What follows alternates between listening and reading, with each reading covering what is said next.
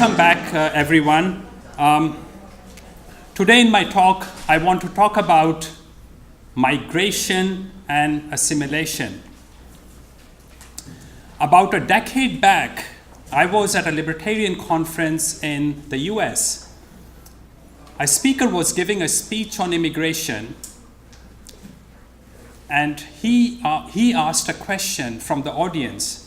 He said, "What does the audience see from the windows of their planes once their planes have taken off and it has been in air for a few minutes?" What he was alluding to was the fact that there are vast open spaces in the US.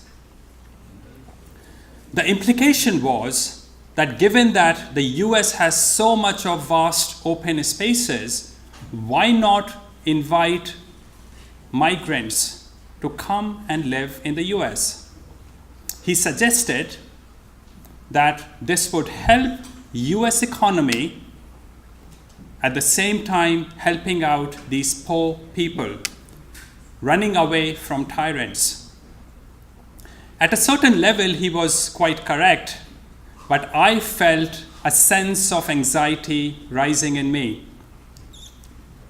It reminded me of the pain of growing up in India. The last thing, ladies and gentlemen, I wanted was to have millions of Indians living around me again. Yes, I did say that. I did not want to live around Indians again. Remember, when people leave a country, philosophically, they are leaving their people. There's nothing wrong with the land. The land is probably more prosperous there than it is here. It had taken me decades to wean myself off my indoctrination and cultural conditioning. It was a culture of utter irrationality and superstitions. Might is right was the governing principle. Rationality was conspicuous by its absence. No wonder India was and is a thoroughly wretched, poor, diseased, and a place of pain. In fact, a few years earlier, I had even stopped eating Indian food for several years. This was my way to try to forget what I had been through. The problem is that muscles have memories and old habits don't die easily. You have to truly remove yourself from the place you were indoctrinated to try to undo the damage. And I don't even know if it's possible. Now, there's a speaker who was speaking at this libertarian conference made my mind speculate on what the US would look like if millions of Indians moved to the US based on his recommendations. Millions of Indians would be peeing and pooping all over the place. And filth would generate spontaneously. Now, ladies and gentlemen, you are laughing because sometimes people just don't understand what it means. The reality is, I'm not exaggerating in any way, about 50% of Indians, even today, use the open spaces as toilets. Now, people would be driving all over, often in the wrong direction, and even on the sidewalks. Quality of workmanship would deteriorate rapidly. Everything would be a patch-up job, a job of expediency. I would be bribing everyone. More importantly, all these Indians who would move to the US would then want to run lives of everyone else. A sense of community and compassion would evaporate from the American society. We would soon start exchanging sound bites, slogans, superstitions, and irrationalities. That's how you communicate in that country. And there would be no mechanism to correct those superstitions and irrationalities. How do you use the tool of irrationality to reason with someone? I don't know any yet. Every transaction as a result would be based on conflicts. For everything would be based on might is right, not rationality. From all that is spontaneously a tyranny would emerge, not too different from the tyranny that exists in India today. Our institutions are merely a symptom of our underlying culture. Our government is merely a symptom of our underlying culture. Those people who spend all their time in activism and fighting the government fail to realize that you have to change your culture before there is any hope. Really, you can move 1 million Germans to an isolated part of India, and I absolutely guarantee you that that isolated part will start becoming visible on the world map within a few years. Similarly, you can move 1 million Indians to Frankfurt, and I guarantee you, if not in weeks, in a few months, Frankfurt will start looking like New Delhi. All the equipment would start going wrong, trains will start running late, water and electricity supply will become unreliable. But why should I depend on imagination? Not far from where we are sitting, a mere 30-minute walk from here is a mini India. It's called the city of Surrey. It's a very sanitized version of India though, but it's a black spot on the landscape of Canada.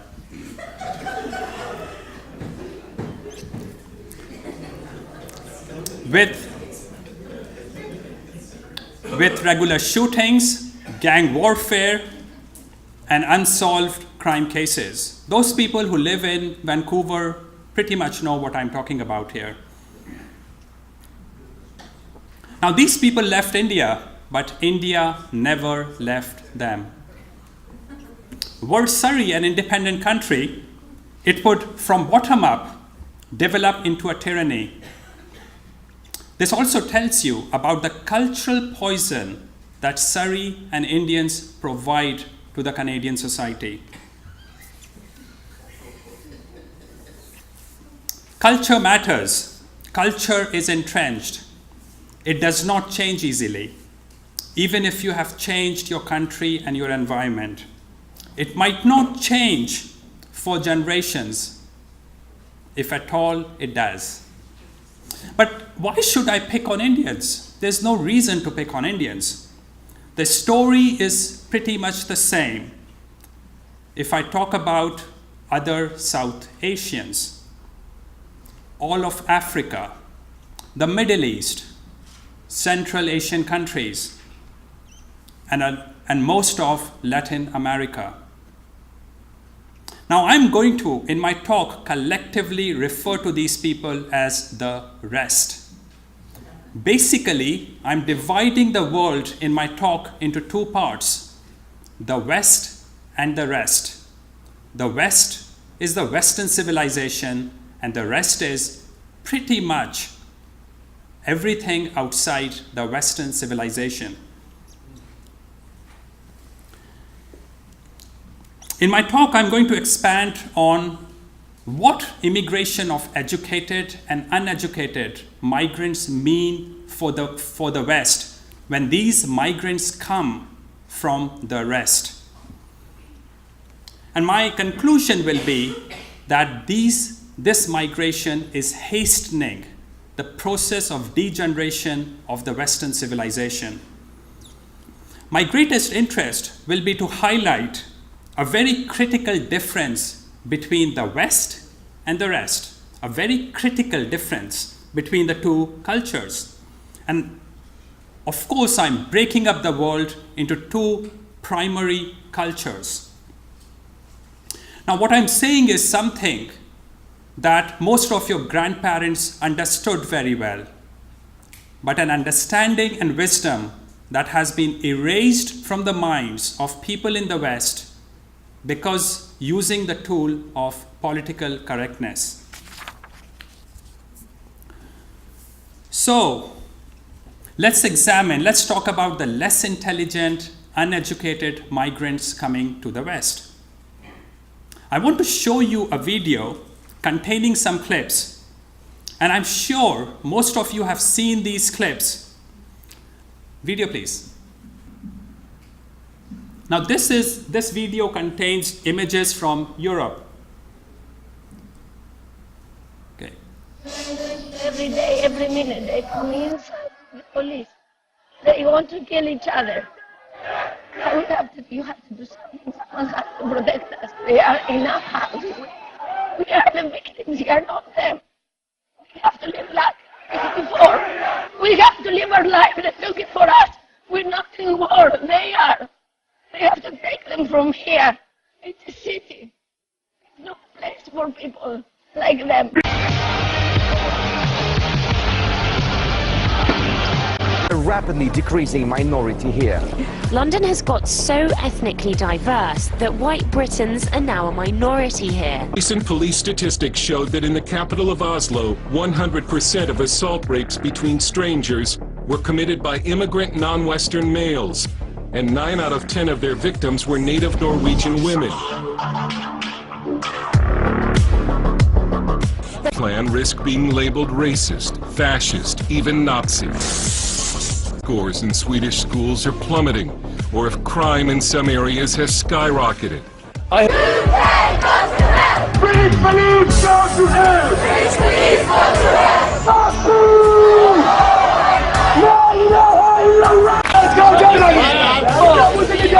For dog, no, not it.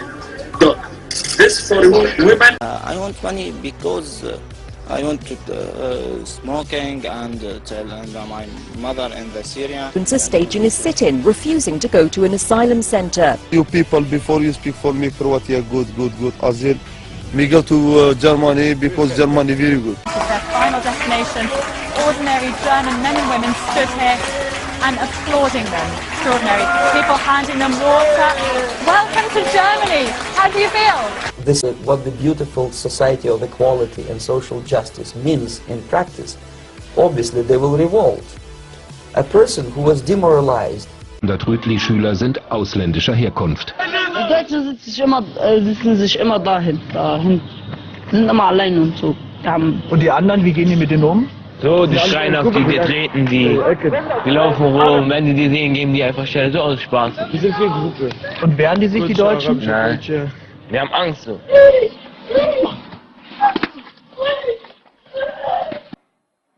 How many of you felt a feeling of disbelief, unease and confusion watching this clip? And I'm sure you have watched these clips many times. Not many actually, well, many. Okay. Now, this was subconsciously going on in your mind, which was leading you to feel this disbelief, unease, and confusion.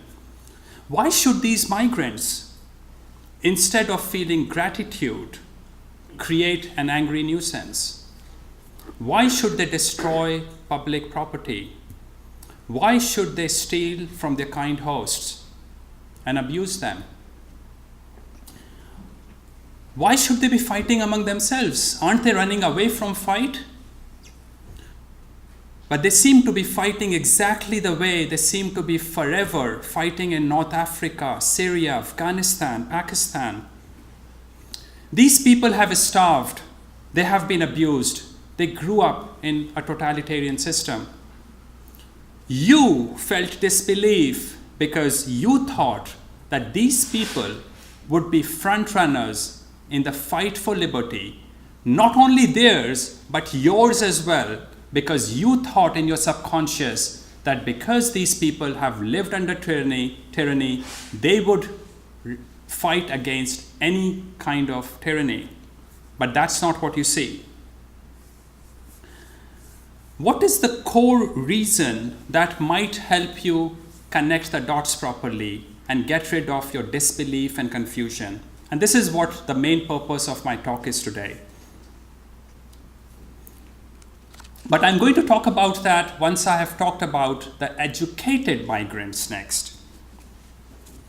Again, I'm going to pick on Indians, but that's only because I have a case study of Indians. It does not matter whether it's Indians or people from the rest, other people from the rest. Now, I went to one of the top engineering colleges in India. Most Indians I know in the US, my classmates, earn very high salaries, much higher than the average American salary. These are very hardworking people. They are very disciplined and very well educated. They work in the very top companies in the US. They pay their taxes, they follow the law, they live in nice houses, and they drive big cars. They send their kids to very nice schools. Their kids outperform in mathematics and sciences.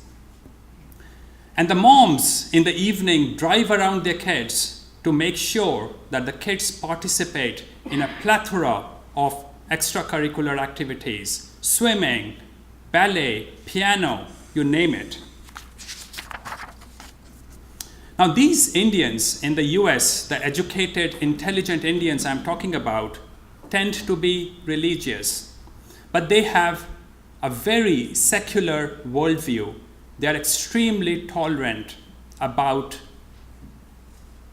other religions, particularly Christianity. And most of these people I know of, they don't do drugs or participate in any illegal activities. They sound like your ideal immigrants. My question is, which side of the political spectrum do you think they voted for?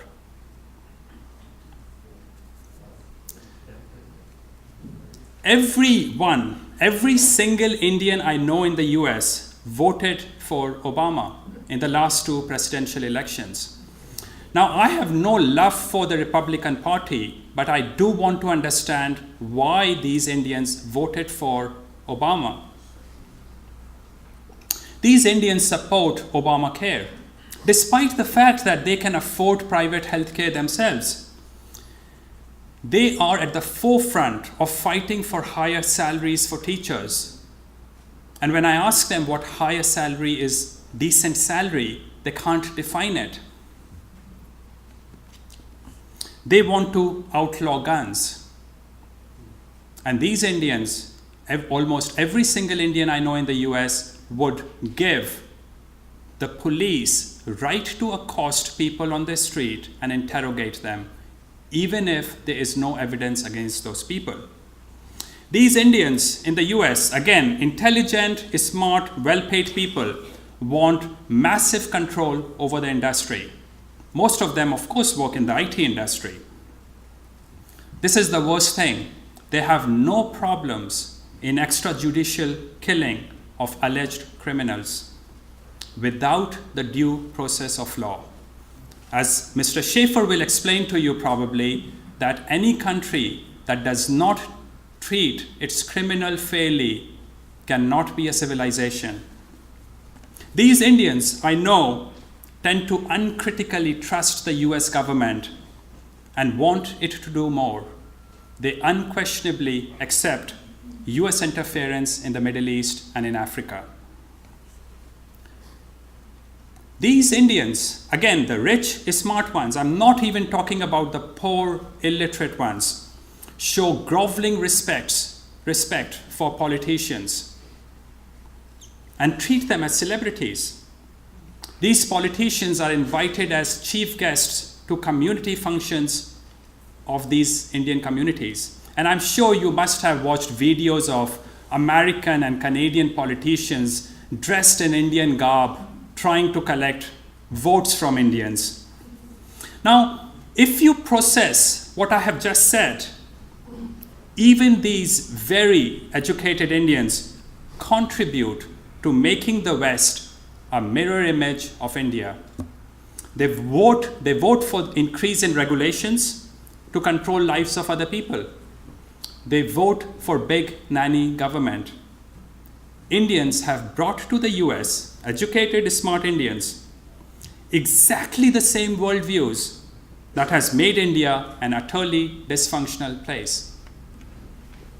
Now, as full participant in the matrix, Indians are productive members of the society in the US. This cannot be said for their contribution in the realm of philosophy and public policy. And ladies and gentlemen, it is philosophy that dictates the long-term direction of any society. Again, I'm merely using Indians as a case study, but people who themselves are or whose ancestors came from the rest, and again, the rest is pretty much everything outside the West, vote overwhelmingly. Have a look at the statistics for a big nanny government. There's a huge influence of tribalism and irrationality among these voters. Let me give you some numbers here. In the last US presidential elections, 93% of African Americans voted for Obama. 71% Hispanics voted for Obama. 73% Asians voted for Obama. Now, some of you might have been thinking, why have I not mentioned Islam so far? Now, those who oppose immigration mostly worry about Muslims, and they are not wrong.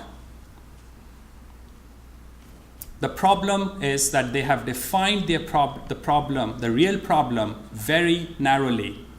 And I'm going to define the problem actually in a broader way when I come to my conclusion. They have defined the problem so narrowly that they cannot see forest for the trees. In fact, until 9/11, they could not even see a tree. What happened, ladies and gentlemen, if you think about it, is that after 9/11, talking about Islam has come out of the realm of political correctness, and you can take all your frustration out on Islam. Again, nothing wrong in blaming Islam, and that is certainly a big part of the problem. But ladies and gentlemen, the problem is much wider, and if you don't understand the forest, your understanding of the trees won't help you understand anything. So what is the wider problem?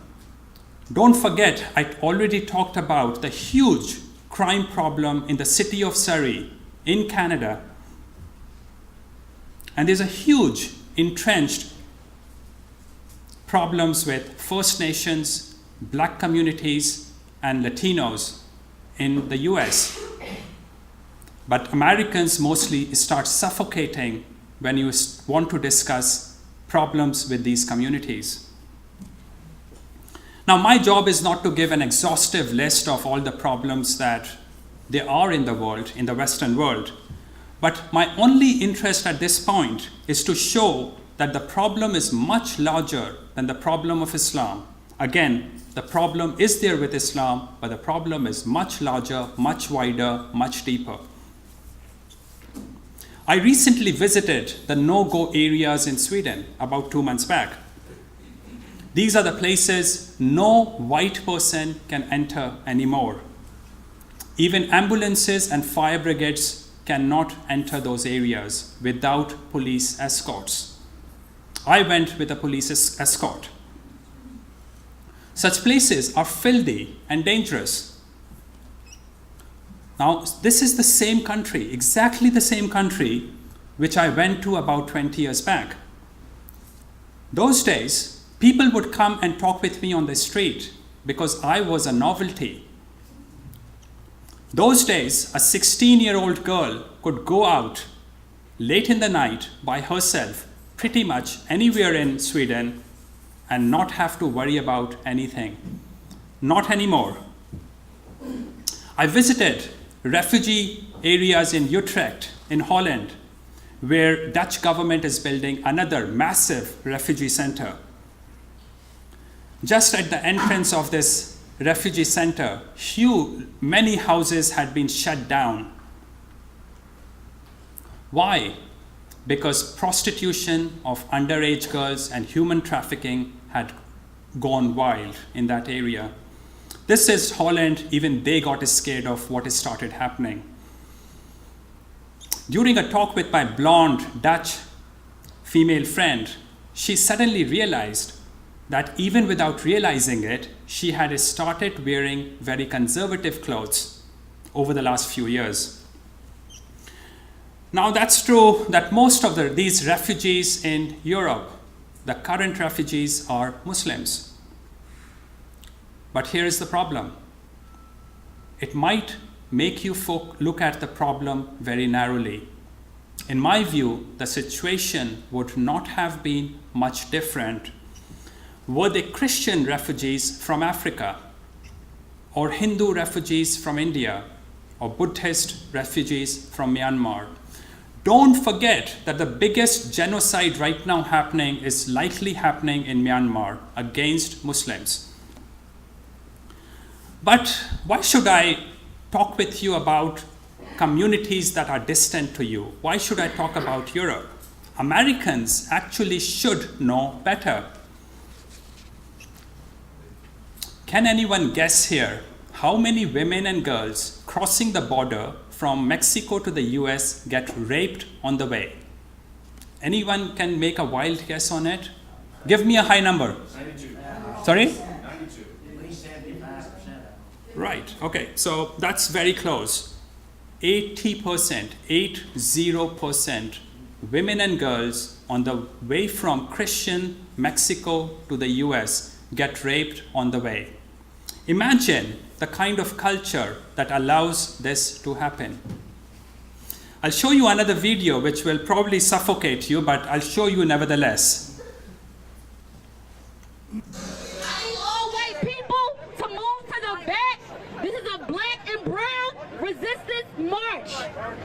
You will not be pepper sprayed all up in here. If you are for this march and you are here in support, you will appropriately take your place in the back of this march, because it will be truly led by the black and brown community, and that's it. All white people to move to the back. Make space, because this is a black resistance march. Right. This is a black resistance march. Okay, I think we can stop the video. Did you think that segregation had stopped in the US? Okay, so ladies and gentlemen, Islam is a problem. It's a huge problem. I'm actually not even sure if removing that problem per se would actually improve anything. But at least in the context of this talk, Islam is only a small part of the whole problem. It's a problem with people, not only new migrants from the rest, but even people with ancestry in these areas. The problem, as I said, is the people from Middle East, South Asia, Africa, and a lot of Latin America. So I want to get to the core of the problem here. Why did you feel this disbelief when I showed you the first video? And for that, I have to take you back about 2,500 years, 2.5 millennia back. At that time, Greco-Roman philosophers discovered the concept of reason. Using the vehicle, and Doug Casey would probably disagree with it, and I don't really have that good grasp on, and I doubt if anyone has a good grasp on how things actually happened. But aided by the environment, the concept of reason got infused into the European culture. Ladies and gentlemen, while the concept of reason might look like a natural state of being to you, particularly to those who grew up in the West, it wasn't that simple. It wasn't that easy. It was a process that took about 2 millennia. That's how the concept of reason probably took to sink in Europe. And often there were still serious setbacks, including 2 major ones just a century back. But about 500 years back, the visible changes, visible expressions of this concept of reason had started to appear in European society. You had Reformation and Renaissance, the Age of Reason, the Scientific Revolution, the Industrial Revolution, and the Age of Enlightenment. And if you think about it, none of this has yet happened outside the West. What you see around you as accumulated financial and intellectual capital in the West, and when I say West, I of course mean Europe, North America, Australia, and New Zealand. What you see as the accumulated financial and intellectual capital holds together because of one reason, and that is the concept of reason. I don't know how many of you go to poor countries, but their villages and cities look like war zones, even if they haven't had a war for decades or centuries. And the reason is that if you are irrational, capital does not stay there. It tends to get dissipated. It is from morality, it is from rationality that morality emerges. It is from rationality that a society learns to differentiate between right and wrong. God, ladies and gentlemen, did not send you a book on ethics. It is from reason that you learn to differentiate between virtues and sins. Only rational people are capable of understanding 10 commandments. Unfortunately, the concept of reason has made almost no influence on countries in the West. And remember, there has been massive amount of interaction between the West and the rest over the last 500 years. There has been trade and movement of people. In the last 100 years, this interaction between the rest and the West has gained pace. Travel has become much cheaper, and in the last 30 years, because of cheap internet, access to knowledge and information has become virtually free and available to anyone who wants it. And you thought that knowledge and wisdom would get transmitted from the West to the rest. So far, it hasn't happened. The irrational societies, ladies and gentlemen, are immoral. They are incapable of respecting virtues. Irrational people see no need for being grateful or of being virtuous. Shall I repeat that? Irrational people are incapable of being grateful or of being virtuous. That should help you understand the first video that I showed you. The irrational behavior that you see comes across as strange and believable only as long as you don't understand that you're dealing with utter irrationality. You're dealing with operating systems in the mind that are irrational and completely alien to you. Now you might ask, haven't a lot of people around the world got westernized? In Thailand, in Sri Lanka, in India. Now what, ladies and gentlemen, they have copied are the superficial aspects of the Western culture. The clothing, music, films, entertainment, and political activism. This is the problem. The concept of reason somehow never got transmitted from the West to the rest. The eyes of these people in the rest simply fail to see the concept of reason. They simply cannot see or understand what made the West great. They just think that it's Kim Kardashian or Paris Hilton that makes America great. They simply cannot see, and they copy Kim Kardashian and Paris Hilton in these countries, but they get no. They lack the possibility of understanding the concept of reason, and that is why the concept of reason stays predominantly a Western concept.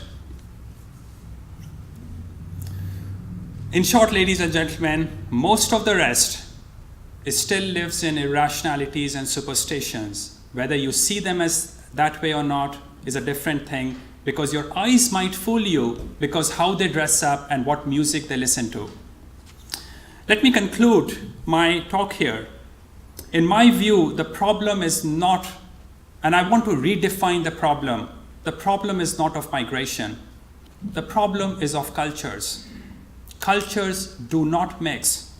And there are two kinds of cultures in the world. Culture of rationality and culture of irrationality. The Western civilization is based on the concept, on the culture of rationality. It is the only civilization based on reason. Most of the world outside the West continues to wallow in superstitions and irrationalities. My personal guess is that they have actually been disincentivized from becoming rational. And the reason is that they got the free gift of technology from the West without actually having to work for it. They take too much credit for their economic growth, but most of that is a result of technology transfer, not of anything else.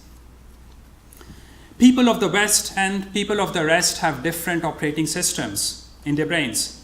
They process the same information differently. These two people seem to philosophize and communicate, but they don't. This does not change even after generations. Even after people have moved from one society to another, even after they have gone through Western education. So just before I end my talk, I wanted to talk more about something else, but I don't have the time for it. So I'll just leave you with that conclusion. But I can talk about it if you have any questions on it. Many people think that what is happening in the West, it will be Europe that will degenerate faster. But if you redefine the problem the way I have defined, which is that the problem is not of migration, but of culture, you might start to see that it is the US that will degenerate faster. And my view, US might have even gone past the tipping point.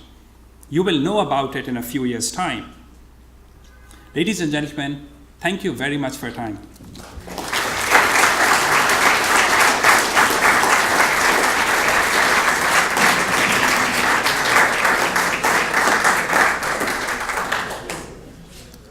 Yes, sir. Where would you place Russia, China, and Japan? West or West, or in between? I spoke about the rest a bit smartly. I avoided talking about Russia, China, Japan, and Korea. But remember, even Japan, which has been probably the most enlightened country outside the West, despite the fact that it copied the Western civilization very actively, hasn't really come out of its problems, really.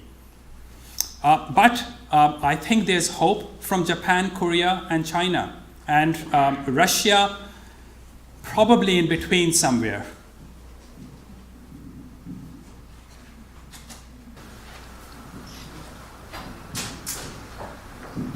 Hi. I was just wondering if, in your opinion, is there some way for cultures in the West to adopt the facets of reason to become more enlightened in the future? So, you see, missionaries, and I have no love for Catholic missionaries, but these were the people who actually did a good job. They tried to change societies from bottom up by actually trying to change the culture of these people, the way they thought, the way they did things. Trying to force changes from the top just does not work. if you remove one superficial problem, you end up with many other problems in those societies. But even Catholic missionaries, despite that they worked very hard in these countries, pretty much reached a plateau. They could not really change a lot after a while. So I don't have a solution to that. My interest was to merely portray a picture of the problem that exists. Yes, Michael? I understand the divide, reason and irrationality, but is there an actual war on reason? Is there a war on reason? Well, those people who can't even comprehend the concept of reason, where in their brains the word reason makes no impact, how can there be a war on reason? So I don't see a war on reason anywhere. You see, the big problem in my view is that these societies are based on tribalism. You create instability in these societies, and violence has to happen to bring them to a new stage of stability. And that's what you face in the Middle East today. That does not mean that so they have to have their tyrants. There's no other way for them. If you remove their tyrants, they will go through a lot of violence, to go through a restabilization process, a negotiate agreement as a result of violence rather than reason. And this will always happen in these countries as long as concept of reason hasn't reached them. So far it hasn't, and my experience tell me it's actually getting worse, not better. They have copied all the entertainment aspects of the Western civilization. They have completely failed to understand who Duck Casey is. Yes, Mom. Paul here. We have exchanged many emails and comments over the internet, so you kind of know my opinion on things. But I think there's one particular group that is separate. Within the rest, there's one particular group that has an agenda, that has a book, and in this book, the book says that we are the enemy. A friend of ours married, she's a lady from Canada, and she married this American fellow from New York. They went to Kuwait, and she was a teacher. She tried to teach little boys and girls, teaching English and other things. And these little boys and girls turned to her and said, "My parents say I cannot be your friend. You're an infidel. I cannot." And that changed her, because she had the typical political correctness of a teacher in Canada, and she absolutely changed. She came back a changed woman. I find that this is disturbing. I think the rest that is not under Islam has a chance of somehow miscegenation, it's called. It's a blending, but the Islam has a directive not to. Well, yeah, I don't have anything against you on what you said. Islam probably is worse than what else is there, but in my view, there is not a huge amount of difference. Just about everything that happens in Pakistan happens in India. The only thing is that when something happens in Pakistan, it goes to the front page here, and when the same thing happens in India, it goes to the bottom of the 6th page. So I'm not even sure.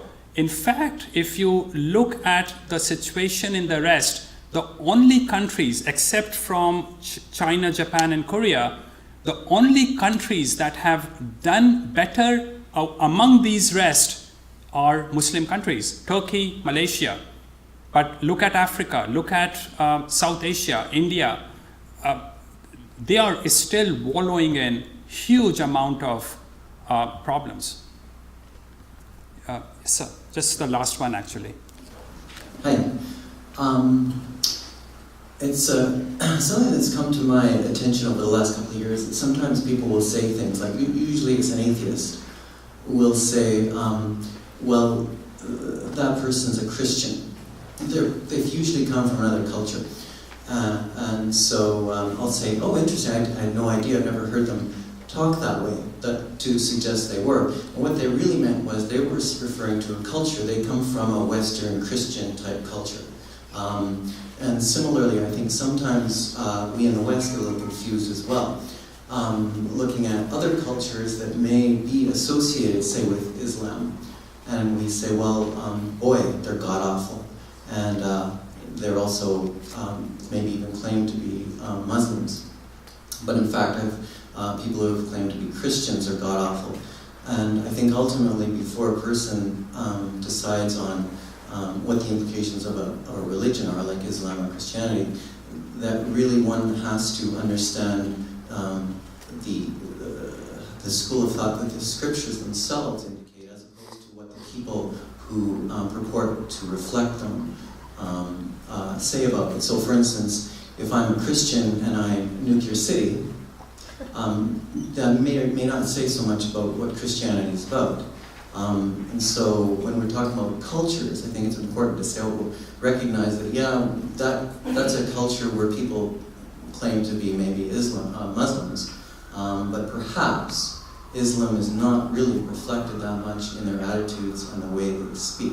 And so I just there's no question there, it's just a comment that I think that I'm reluctant to attribute to a religion what I see in individuals. I see a lot of people who are, people would say are Christians, I would say they're not Christians, they're fake Christians, they're something else, and the same with any religion.